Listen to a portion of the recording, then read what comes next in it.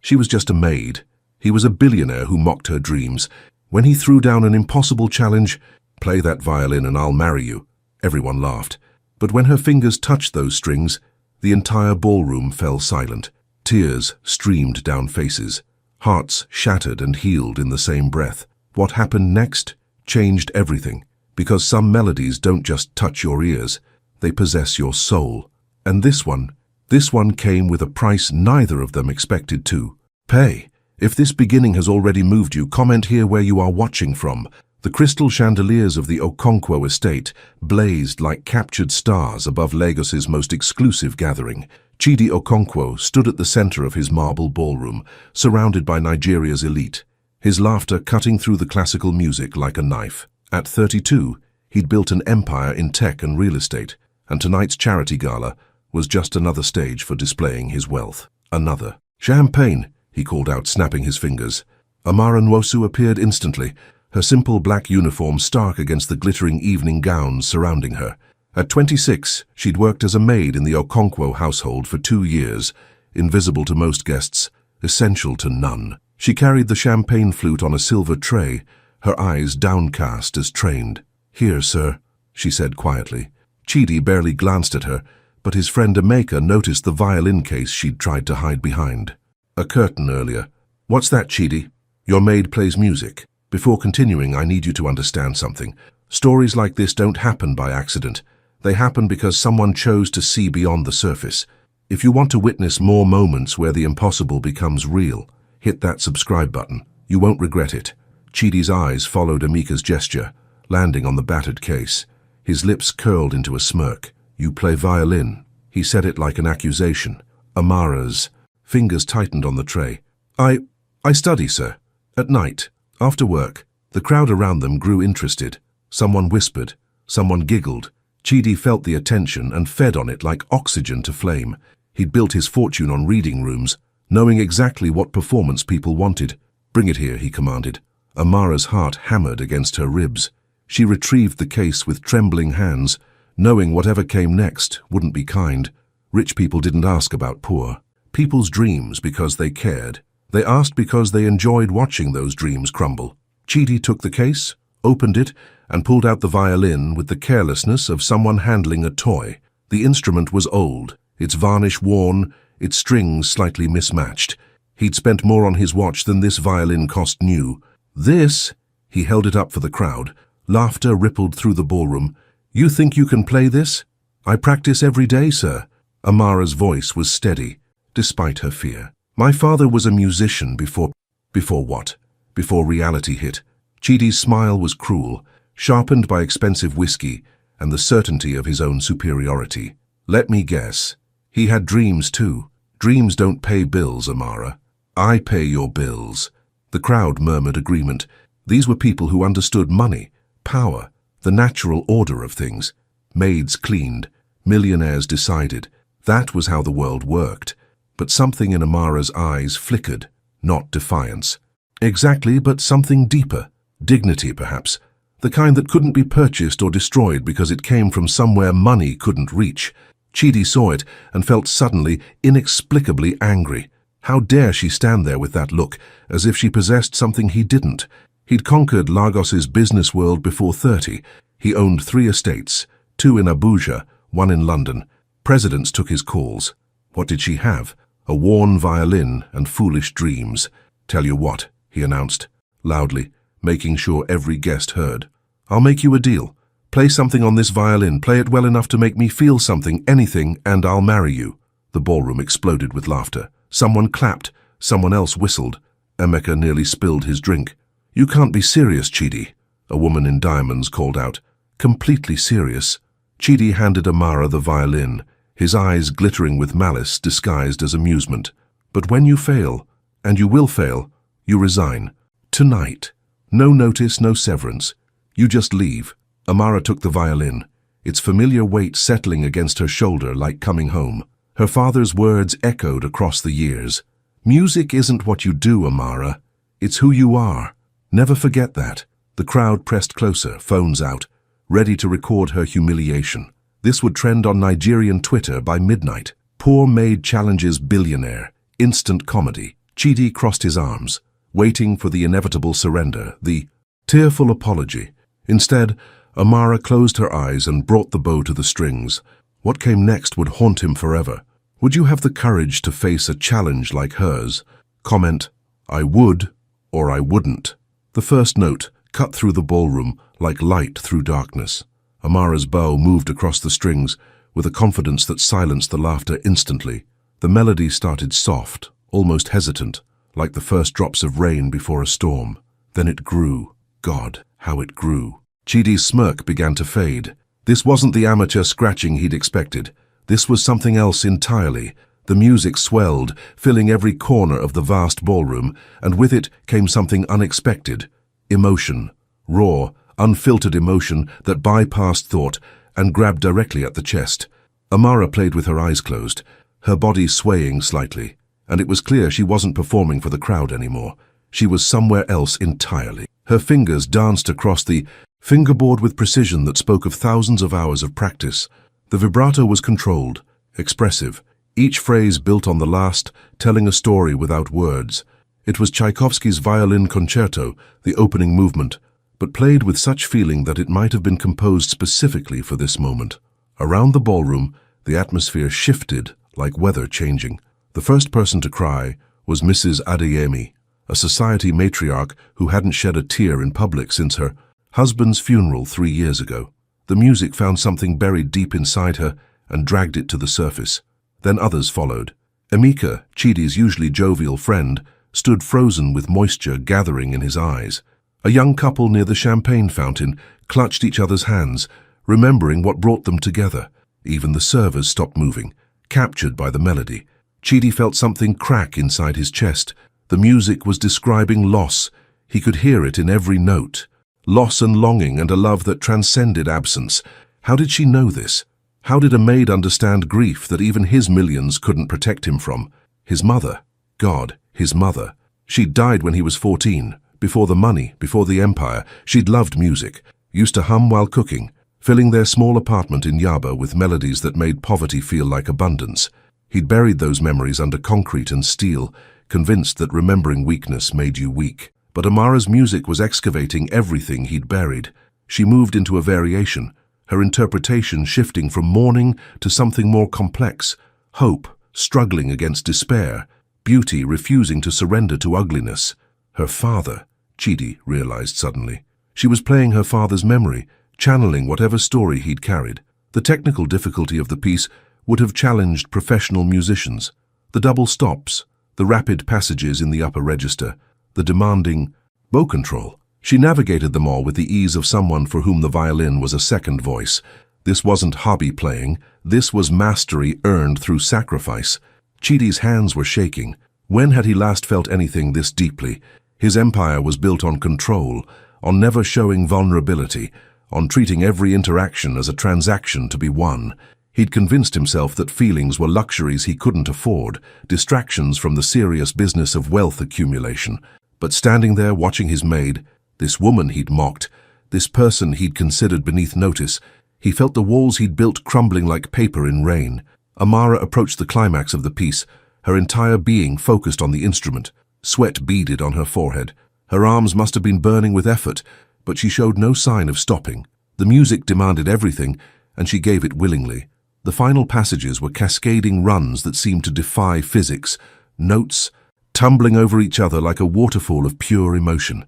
She executed them flawlessly, her bow armor blur, her left hand flying across the strings with balletic grace.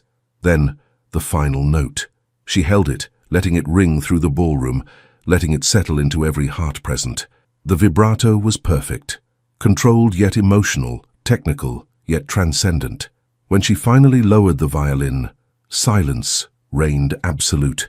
Chidi stared at her, his arrogant smirk long gone, replaced by an expression he didn't recognize on his own face. Vulnerability, wonder, something dangerously close to reverence. Amara opened her eyes and looked directly at him for the first time since she'd started playing. There was no triumph in her gaze, no smugness, just quiet dignity and a question. Do you see me now? The crowd remained frozen, many with tears still streaming down their faces. Someone started clapping slowly, Then others joined. Within seconds, the ballroom erupted in applause that shook the chandeliers. Several guests were standing, offering an ovation usually reserved for international performers. Chidi couldn't move. The challenge he'd issued now felt like a noose around his own neck. He'd promised to marry her if she made him feel something. Well, he felt everything. The question was, what kind of man was he? The kind who honored his word, or the kind who used wealth and power to escape consequences? Everyone was watching, waiting for his response. His reputation hung in the balance. More importantly, something else hung there too, something he'd thought he'd lost years ago. His integrity, his humanity. If you love stories that make your heart race, leave alike now because this is just the beginning. Chidi Okonkwo had built his fortune on the principle that words meant exactly what they meant when convenient and could be reinterpreted when necessary. Contracts had loopholes. Promises had contexts. Nothing was absolute except profit margins and quarterly earnings. But standing in his ballroom with 200 witnesses and Amara's music still echoing in his bones, he understood that some words couldn't be unmade. "Well," Emeka said quietly beside him, his voice carrying just enough to be heard by those nearby. Okonkwo never breaks his word. Isn't that what your father always said?" Chidi's jaw tightened. His father, that was hitting below the belt. Chief Okonkwo had built their family's first real wealth in textiles, and he'd done it on a reputation for absolute reliability. "My word is my bond," he'd said constantly. "Without that, we're just thugs with money." The crowd was getting restless. Phones were definitely recording now. Whatever he said next would be on social media within minutes. This would define him, either as a man of honor or as exactly the kind of wealthy coward who preyed on the powerless.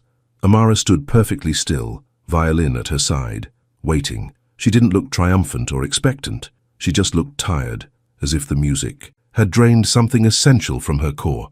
"That was—" Chidi started, then stopped. What words captured what had just happened? "That was extraordinary. So you felt something?" Her voice was soft but clear, cutting through the murmurs. "I felt everything." The admission cost him something. Pride, perhaps. The carefully constructed image of a man above such basic emotions. "Where did you learn to play like that?" "My father taught me. Namdi Nwosu. He played with the Lagos Philharmonic before he got sick. Kept teaching me until the day he died, using money he should have spent on medicine." Her eyes held his. "Music was his life. He gave that life to me." Guilt joined the chaos of emotions churning in Chidi's gut. While she'd been nursing a dying father and practicing violin in whatever hours remained, he'd been buying his third estate and dating actresses for publicity. "How long?" he asked. "How long what, sir? How long have you been working here while hiding that talent?" 2 years. Since I needed money for my mother's diabetes medication. The clinic near our home in Ajagunle, they don't take payment plans." Ajagunle, one of Lagos's toughest neighborhoods, where Chidi wouldn't drive his cars for fear of robbery. She commuted from there daily, worked 12-hour shifts, then went home to practice violin and care for a sick mother. And he'd mocked her dreams. "The deal stands," Chidi heard himself say. The words came out before he could fully consider their implications. Around the ballroom, gasps erupted. Someone dropped a glass. "You made me feel something. Actually, you made everyone here feel something. I said I'd marry you if you did. I keep my promises." "You can't be serious." Mrs. Adeyemi pushed forward. Her earlier tears dried and replaced by scandalized anger. "Chidi, think about what you're saying. Your family's reputation." "My family's reputation was built on keeping our word," Chidi interrupted. "My father would be ashamed if I backed." "Out now." Amara's expression shifted to something between disbelief and horror. "Mr. Okonkwo, you don't have to—" "Don't I?" He turned to face her fully. "You accepted the challenge. You played. You won. Unless you're saying you don't want to hold me to it." There was the escape hatch, clearly offered. She could refuse, save them both from this impossible situation, let life return to its normal order. The maid would remain a maid. The millionaire would remain untouchable. Everyone could laugh about this crazy night and move on. But Amara's eyes had changed. The quiet dignity remained, but something else joined it. Curiosity, maybe. Or perhaps the recognition of an opportunity that would never come again. "I want you to honor your word," she said carefully. "But I don't want a marriage that's just to save face. If we do this, we do it honestly. I'm not interested in being your charity case or your embarrassment." The ballroom fell silent again. This maid, this woman he'd underestimated, was setting terms with him. The audacity should have angered him. Instead, it sparked something uncomfortably close to respect. Then we do it honestly, Chidi agreed. A real marriage, not some publicity stunt or temporary arrangement. We see if this, he gestured between them, whatever this is can become something real. You'll marry her? Emeka sounded stunned. Actually marry her? In 3 months, Chidi announced, the plan forming as he spoke. That gives us time to know each other properly, not as employer and employee, but as equals. If after 3 months either of us wants out, we end it cleanly. But if we're doing this, we're doing it right. Amara studied him, searching for the trick, the angle, the inevitable betrayal. But Chidi's expression held something she hadn't seen before, uncertainty mixed with determination. He was as surprised by his decision as everyone else. Okay, she said quietly. 3 months. The ballroom erupted in chaos. Some guests were thrilled by the romantic drama. Others were horrified by the social implications. Mrs. Adeyemi looked ready to faint. Emeka was grinning, like this was the best entertainment he'd witnessed in years. But Chidi only saw Amara, still holding her father's violin, still wearing her maid's uniform, now somehow holding the future of his carefully controlled life in her hands. He'd meant to humiliate her.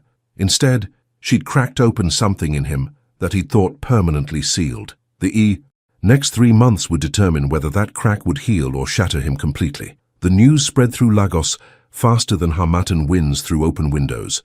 Chidi Okonkwo, one of Nigeria's most eligible bachelors, was courting his former maid. The blogs went wild. Traditional media picked it up. Everyone had an opinion. Have you seen the comments? Amara asked, scrolling through her phone in Chidi's private study. It was week 2 of their arrangement, and she was still adjusting to occupying spaces she'd previously only entered to clean. Don't read them, Chidi advised, looking up from his laptop. He sat behind a desk worth more than most people's cars, reviewing contracts for a new development in Abuja. They don't know us. They don't know anything. But the comments revealed truths neither could ignore. Some praised Chidi's progressive choice. Most criticized him for throwing away his family's legacy. Many accused Amara of being a gold digger who'd manipulated him, with some kind of trick. They're saying I seduced you with jazz, Amara said, unable to suppress a bitter laugh. That I use supernatural means to trap you. People always blame women when men make unexpected choices, Chidi replied, closing his laptop. It's easier than accepting that men might be capable of growth. These conversations had become routine. Chidi had moved Amara into one of the estate's guest houses, not the main residence, maintaining propriety, but close enough for them to spend time together daily. Her mother, initially suspicious, had been convinced after meeting Chidi and seeing genuine respect in how he treated her daughter. Tell me about your father, Chidi said, during one of their evening walks through the estate gardens. The Lagos sunset painted the sky in shades of orange and purple, and the air carried the scent of night-blooming flowers. Amara smiled, the memory bringing warmth to her features. He was stubborn, refused to give up music even when it barely paid enough to survive. My mother used to argue with him about getting a real job, but he'd say music was the realest job there was, that it fed souls when bodies were already full. Smart man, foolish man by most measures, Amara corrected. We were always broke. I wore the same uniform to school for 3 years because we couldn't afford a new one, but we had music. Every evening he'd play, and our tiny apartment would feel like a palace. Chidi found himself envious of that. Poverty. His childhood wealth had come with emotional bankruptcy. A father too busy building an empire to build relationships. A mother whose love had been cut short by cancer. Siblings scattered to international boarding schools. I've been thinking, he said carefully, about the foundation. We should create a music education program for underprivileged children. Provide instruments, lessons, everything needed. Your father's name should be on it. Amara stopped walking, turning to face him. Fully, why would you do that? Because talent like yours shouldn't be hidden in Ajagunle, practiced in stolen hours after exhausting work. Because your father was right, music does feed souls. And because, he paused, struggling with vulnerability, because I want to be better than I was. The admission hung between them, honest and raw. Over the following weeks, they discovered each other in increments. Amara learned that Chidi woke at 5 every morning, not because of ambition, but because nightmares about his mother's death still haunted him. Chidi discovered that Amara had perfect pitch, and could identify any note just by hearing it, a gift that made her father weep with pride. They fought too. When Chidi unconsciously ordered her to fetch something, she called him out immediately. "I'm not your maid anymore," she said firmly. "If you want something, ask, respectfully." He apologized. It happened again 2 days later. She called him out again. Slowly, painfully, he unlearned 2 years of treating her as invisible. "Do you actually like me?" Amara asked one night, sitting on the guest house veranda. "Or is this just you proving something to yourself?" The question deserved honesty. "I don't know yet," Chidi admitted. "I admire you. I'm fascinated by you. When you play music, I feel things I've spent years avoiding. But that requires knowing you, really knowing you. We're still figuring that out." "Fair answer," Amara said. "I don't know if I like you either. You're arrogant, thoughtless sometimes, and you've lived so far removed from reality that you don't understand basic struggles, but you're also trying. That counts for something." They were 2 months into the 3-month agreement when Chidi's family formally intervened. His older brother, Ikenna, flew in from London specifically to confront him. "This is insane," Ikenna declared, standing in Chidi's office like a prosecuting attorney. "You're going to marry a maid.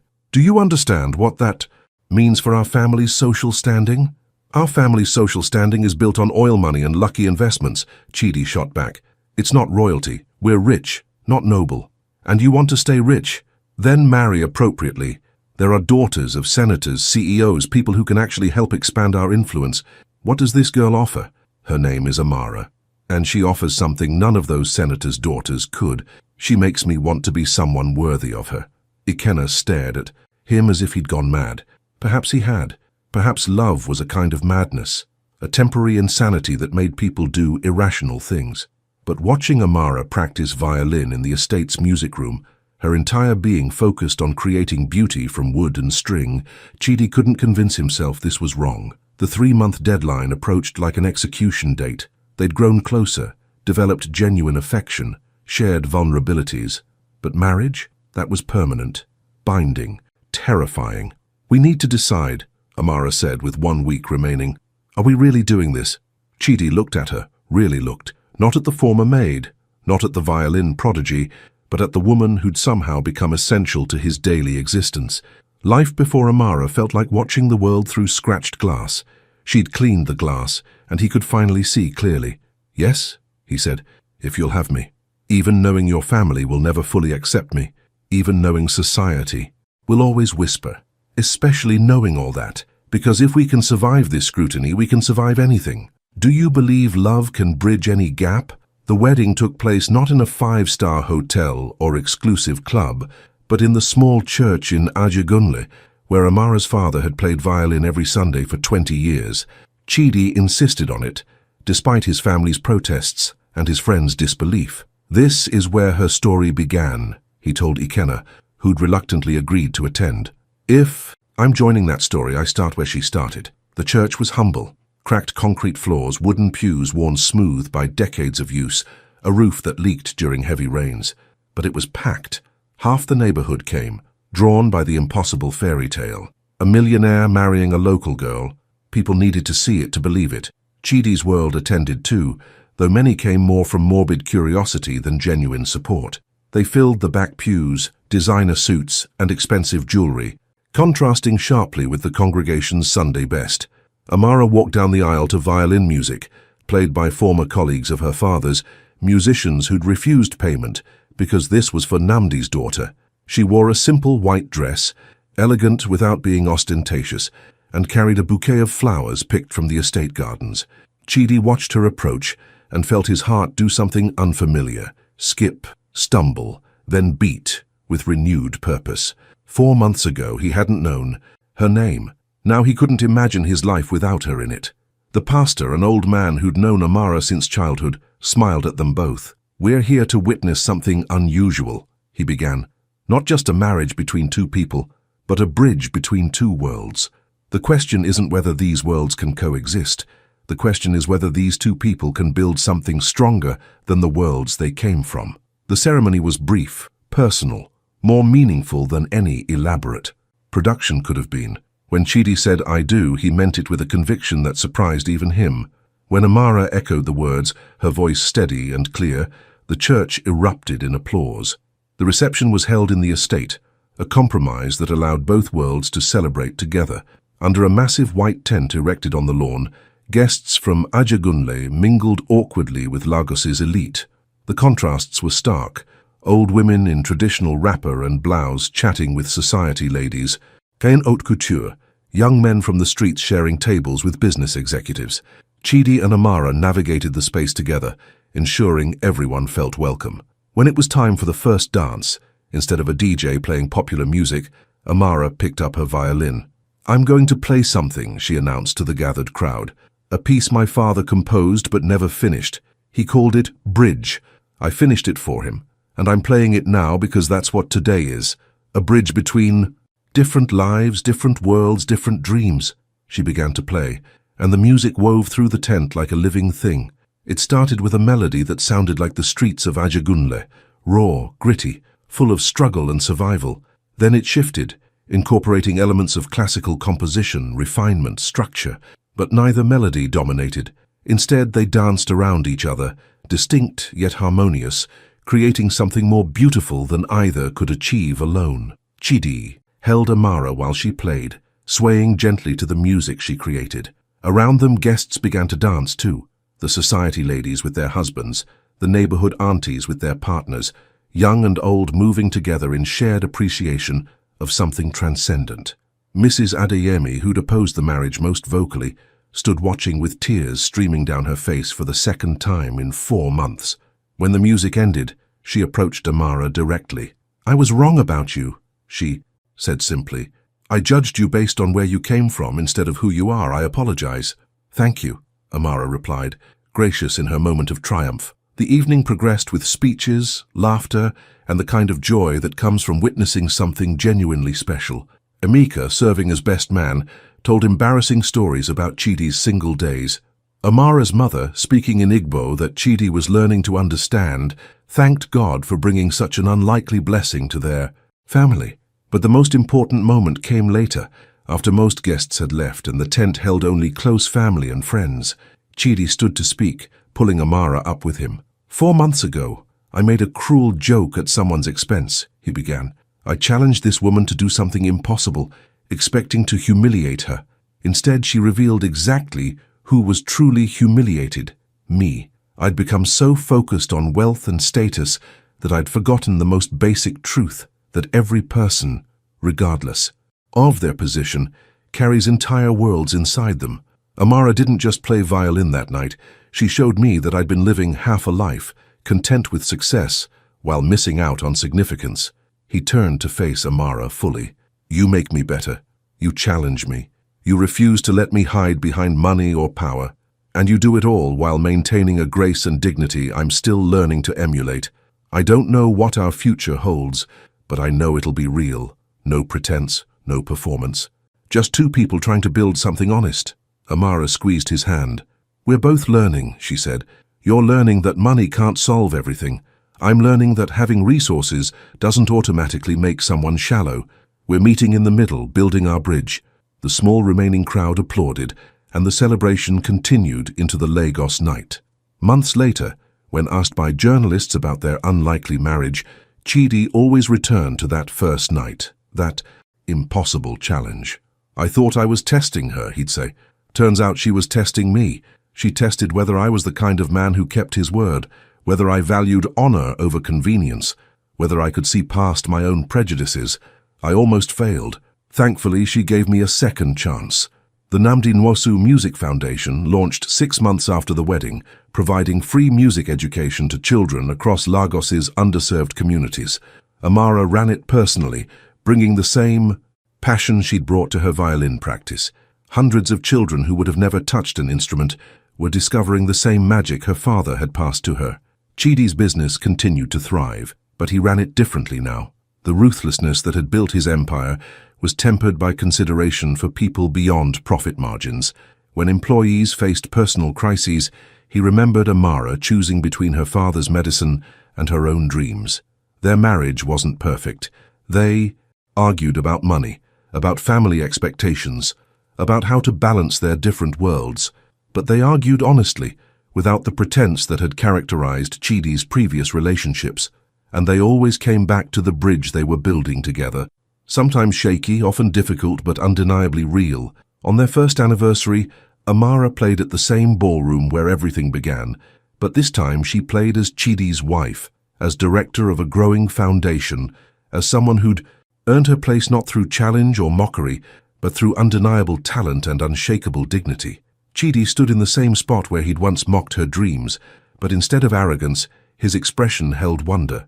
The same wonder he'd felt that first night when her music had torn through his defenses and forced him to feel. Some bridges are built with steel and concrete, others are built with humility, growth, and the courage to step beyond comfortable boundaries. Chidi and Amara's bridge was still under construction, probably always would be, but every day they chose to work on it together was a day they chose love over pride, connection over division, and possibility over prejudice. And sometimes, late at night when Lagos slept and the estate was quiet, Amara would play her violin and Chidi would listen. In those moments, the distance between where they'd started and where they'd arrived felt both impossibly vast and perfectly natural. Because some challenges aren't meant to humiliate, they're meant to transform. And some marriages aren't just between two people, they're between two worlds, finally learning to speak the same language. You've just witnessed what happens when pride meets purpose. But this is just one story. There's another tale waiting, one that will shake you even more deeply. It's already queued up and ready. Don't scroll away now. Click that next video and discover what happens when another impossible situation demands an equally impossible solution. Trust me, you need to see what comes next. The story waiting for you will challenge everything you thought you knew about second chances. Click now.